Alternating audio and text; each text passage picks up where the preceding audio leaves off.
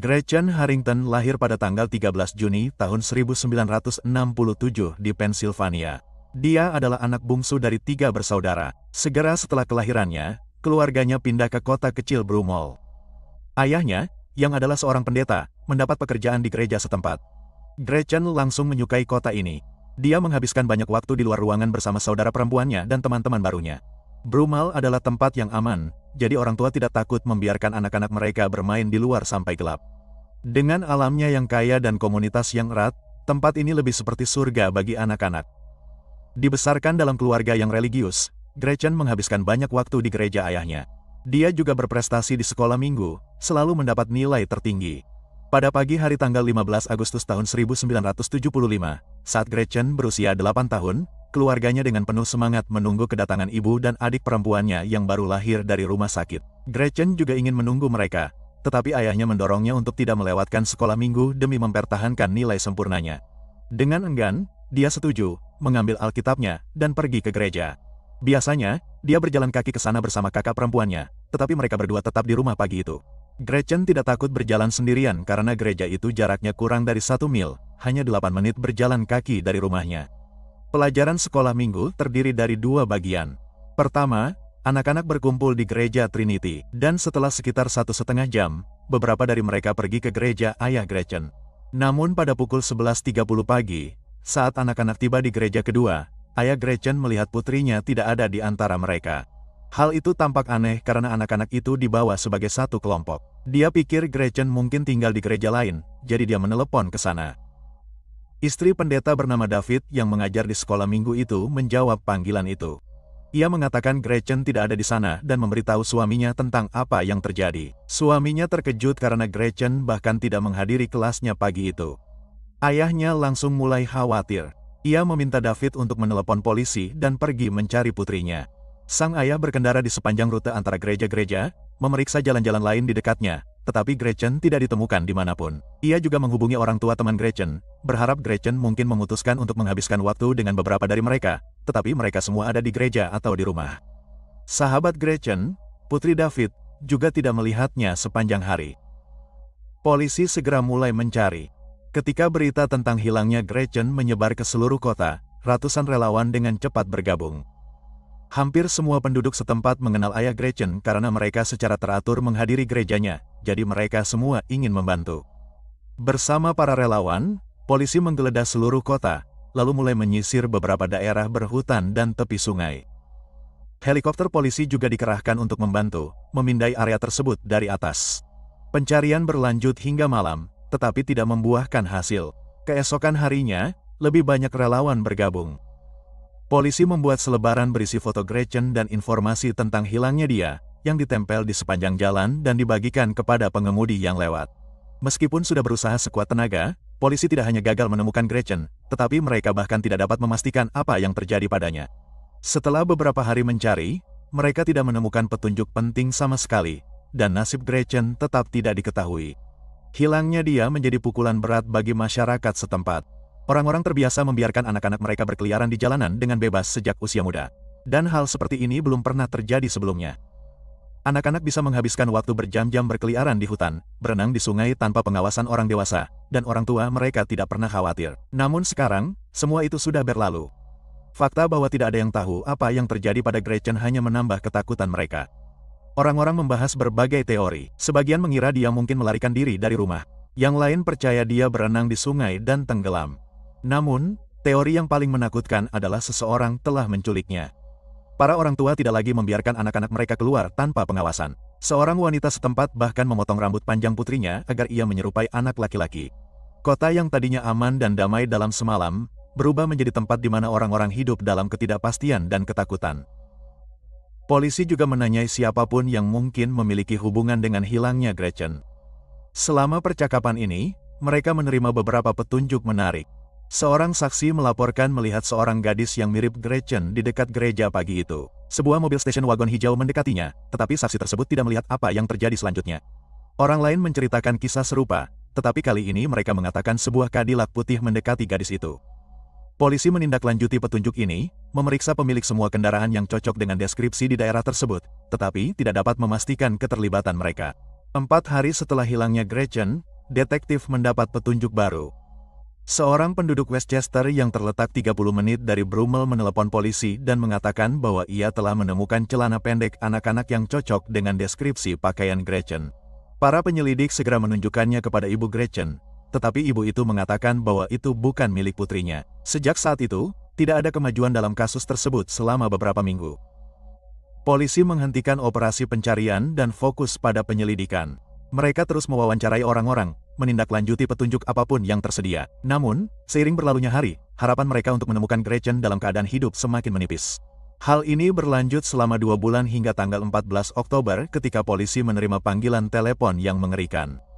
Seorang pria pergi jogging di Taman Nasional Besar sekitar 20 menit berkendara dari Brummel. Di sana, dia melihat sesuatu yang aneh di semak-semak. Awalnya, dia tidak menyadari apa itu, tetapi ketika dia mendekat, dia tiba-tiba menyadari bahwa itu adalah tubuh manusia. Dia segera berlari ke penjaga taman untuk memberitahu mereka tentang penemuan itu, dan mereka menelepon polisi. Petugas segera menyadari bahwa sisa-sisa itu adalah seorang anak, tetapi karena tingkat pembusukan yang parah, mengidentifikasi anak itu sangat sulit. Para detektif menduga itu mungkin Gretchen, jadi mereka menunjukkan foto-foto pakaian kepada orang tuanya, yang telah dilipat dengan hati-hati di samping jenazah. Ibu Gretchen segera mengonfirmasi bahwa pakaian itu milik putrinya karena dia membuat sendiri pakaian itu. Tak lama kemudian, para ahli forensik mengonfirmasi bahwa itu memang Gretchen dengan mencocokkan jenazah dengan catatan giginya. Mereka juga menentukan bahwa penyebab kematian adalah beberapa pukulan keras di kepala dan kasus tersebut diklasifikasikan ulang sebagai pembunuhan. Karena tingkat pembusukan, mereka tidak dapat menentukan rincian lainnya, termasuk apakah korban telah mengalami pelecehan seksual. Selain itu, analisis DNA tidak ada pada tahun 1975, jadi para penyelidik sekali lagi tidak memiliki petunjuk apapun. Berita tentang pembunuhan itu kembali menarik perhatian masyarakat setempat dan polisi mulai menerima lebih banyak informasi. Orang-orang menyadari bahwa seorang penjahat berbahaya mungkin masih ada di antara mereka. Jadi, semua orang ingin melihat pelaku diadili secepat mungkin. Para penyelidik menerima lusinan petunjuk tentang pria mencurigakan yang terlihat di area taman tempat jasad Gretchen ditemukan, tetapi semua petunjuk ini tidak membuahkan hasil. Mereka juga memeriksa semua orang yang tinggal dalam radius beberapa mil yang memiliki riwayat kejahatan kekerasan, tetapi tidak membuahkan hasil juga. Beberapa bulan setelah penemuan jasad, kasus tersebut benar-benar terhenti dan tidak ada perkembangan sejak saat itu. Selama beberapa tahun berikutnya, penyelidikan dibuka kembali dari waktu ke waktu. Para detektif meninjau semua petunjuk dan petunjuk yang tersedia, tetapi setiap kali tidak ada hasil. Masalah utamanya adalah para detektif tidak memiliki bukti sama sekali. Bahkan ketika polisi mulai menggunakan analisis DNA, itu tidak membantu dalam kasus khusus ini karena tidak ada sampel asing yang ditemukan pada jenazah Gretchen atau pakaiannya. Akibatnya, kasus tersebut tetap tidak terpecahkan selama beberapa dekade. Kasus tersebut sesekali disebutkan di surat kabar dan ditampilkan di TV. Tetapi baru dalam beberapa tahun terakhir pembunuhan Gretchen sekali lagi menarik perhatian publik secara luas. Dua jurnalis, Joanna dan Mike, memutuskan untuk menulis buku tentang kejahatan tersebut. Mereka mengerjakannya selama beberapa tahun, mengumpulkan semua informasi yang tersedia sedikit demi sedikit dan mencoba mengungkap fakta-fakta baru. Kedua jurnalis itu tumbuh besar di Brummel dan usianya kira-kira sama dengan Gretchen saat pembunuhannya terjadi. Joanna, yang saat itu baru berusia 9 tahun, mengingatnya dengan cukup baik karena hal itu tidak hanya memengaruhi hidupnya, tetapi juga seluruh kota. Setelah hilangnya Gretchen, anak-anak tidak bisa lagi berkeliaran di jalanan atau meninggalkan rumah tanpa pengawasan. Mereka semua takut pelaku akan menyerang lagi, dan ketakutan ini menghantui mereka selama bertahun-tahun. Bahkan anak-anak kecil pun tidak bisa menahan perasaan bagaimana hidup mereka tiba-tiba berubah, jadi mereka semua mengingat pembunuhan Gretchen selama bertahun-tahun. Untuk menulis buku tersebut, Joanna dan Mike mendapatkan akses ke dokumen kasus dan berbicara dengan banyak orang yang terlibat dalam kasus tersebut. Mereka dengan hati-hati menyusun berbagai peristiwa pada masa itu, merinci keseluruhan cerita. Buku ini dirilis pada tahun 2022 dan langsung menarik perhatian yang signifikan terhadap kasus tersebut. Namun, dampak terbesarnya muncul beberapa bulan kemudian ketika seorang wanita menghubungi polisi untuk membahas kasus Gretchen. Ia bertemu dengan detektif terkemuka untuk menceritakan kisahnya. Wanita itu mengatakan bahwa ia berusia 10 tahun saat pembunuhan itu terjadi dan tinggal di Havertown, tidak jauh dari rumah Gretchen. Ia berteman dengan Gretchen dan kakak perempuannya, serta banyak anak lain di daerah itu. Ia sering menginap di rumah teman-temannya. Dan suatu malam, sesuatu yang mengerikan terjadi. Saat ia menginap di rumah dua saudara perempuan, ia terbangun di tengah malam karena seseorang menyentuhnya. Ketika ia membuka matanya, ia melihat ayah mereka di depannya, yang dengan cepat meninggalkan kamar. Ia takut untuk memberitahu siapapun tentang hal itu dan tinggal di rumah itu selama 1 malam lagi. Hal yang sama terjadi lagi. Ayah temannya memasuki kamar tidur dan mulai menyentuhnya. Keesokan paginya, ia akhirnya memberitahu salah satu saudara perempuan itu apa yang telah terjadi. Yang mengejutkannya, ia menjawab bahwa itu cukup sering terjadi. Gadis itu juga mengatakan bahwa ayahnya terkadang mendatangi saudara perempuannya di malam hari. Ketika ia kembali ke rumah, ia menceritakan semuanya kepada orang tuanya. Namun, alih-alih melapor ke polisi, mereka justru melarangnya untuk mendatangi rumah temannya lagi. Dan semua ini terjadi hanya seminggu sebelum Gretchen menghilang. Setelah menceritakan kisahnya, wanita itu akhirnya mengungkap nama pria itu. Pria itu adalah David Zandstra, pendeta yang sama yang mengajar di sekolah minggu itu. Namun, itu bukanlah akhir dari kisahnya. Ia juga mengungkapkan bahwa sebulan setelah Gretchen menghilang, salah seorang temannya 2 kali didekati oleh seorang pria yang mencoba menculiknya.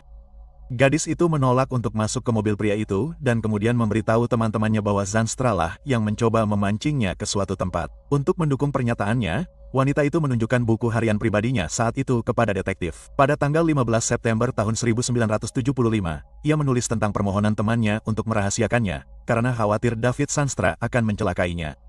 Setelah menerima informasi ini, polisi segera membuka kembali penyelidikan.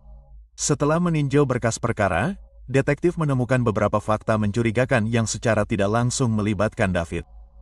Seperti yang kita ingat, dialah yang melaporkan hilangnya Gretchen ke polisi. Pendeta itu memberikan deskripsi rinci kepada para penyelidik tentang pakaiannya, celana pendek biru tua beresleting dengan kancing depan dan saku tanpa resleting atau kancing. Ia juga menyebutkan bahwa Gretchen mengenakan atasan putih dengan rambut dikepang. Pada saat yang sama, ia mengaku tidak melihat Gretchen hari itu. Hal ini menimbulkan pertanyaan yang masuk akal. Bagaimana ia bisa tahu pakaian apa yang dikenakan Gretchen pagi itu? Terutama karena setelah tubuhnya ditemukan, deskripsi David dikonfirmasi, dia mengenakan pakaian yang sama persis. Para detektif juga mengetahui bahwa kelas sekolah minggu dimulai sekitar 50 menit terlambat karena Zandstra tidak muncul di gereja pada waktu yang biasa. Itu berarti ia akan punya cukup waktu untuk menculik Gretchen, membunuhnya, membuang mayatnya di taman, dan kembali ke gereja untuk memulai pelajarannya. Menurut kesaksian David, yang ia berikan tepat setelah hilangnya Gretchen, ia mengantar beberapa anak dengan mobil van-nya ke gereja ayah Gretchen setelah kelas sekolah minggu. Ia bersikeras tidak melihat Gretchen pagi itu dan baru menyadari ketidakhadirannya saat ayahnya memberitahukannya. Fakta menarik lainnya adalah David beserta istri dan ketiga anaknya pindah ke negara bagian lain hanya beberapa bulan setelah menghilang. Pendeta itu juga memiliki beberapa kendaraan, salah satunya adalah mobil station wagon berwarna hijau. Seperti yang kita ingat, seorang saksi mengatakan kepada polisi bahwa mereka melihat kendaraan serupa mendekati seorang gadis di dekat gereja pada hari Gretchen menghilang. Setelah mengumpulkan semua informasi ini, para detektif memutuskan untuk berbicara dengan pria itu. Saat itu ia berusia 83 tahun dan tinggal di Georgia. Jadi mereka pergi ke sana. Pada tanggal 17 Juli tahun 2023, mereka menemuinya di kantor polisi dan mulai menginterogasinya. Ketika Zandstra menyadari bahwa detektif itu mencurigainya melakukan pembunuhan, ia mulai menyangkal semuanya, menanyakan apa sebenarnya yang mereka miliki terhadapnya. Mereka mengatakan kepadanya bahwa mereka memiliki kesaksian tentang seorang wanita yang telah disentuhnya selama menginap di rumahnya, serta sebuah cerita tentang dia yang menganiaya putrinya sendiri. Setelah mendengar ini, David tercengang dan segera sikapnya berubah total. Mengetahui rahasia kotornya terbongkar, ia pun berhenti menyangkal dan 48 tahun setelah pembunuhan itu, ia mulai berbicara. Menurut penuturannya, pagi itu ia pergi ke gereja ayah Gretchen dengan mobil American Motor Station berwarna hijau dan melihat gadis itu meninggalkan rumahnya.